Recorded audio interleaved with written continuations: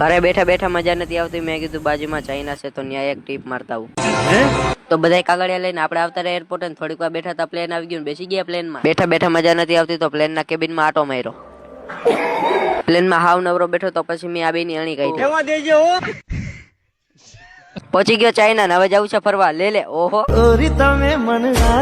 इसका कारण नरेंद्र मोदी है. આવી ગયા મોલમાં ચા ખાન લેવા. લે કઈ બાજુ મોટા?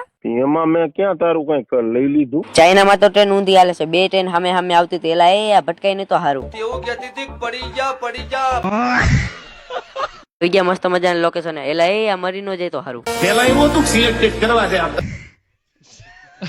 હાઈન પડી ગઈ હતી, હું થાકી ગયો તો મને એમ કે ખુરચી એટલે હું માથે બેસી ગયો.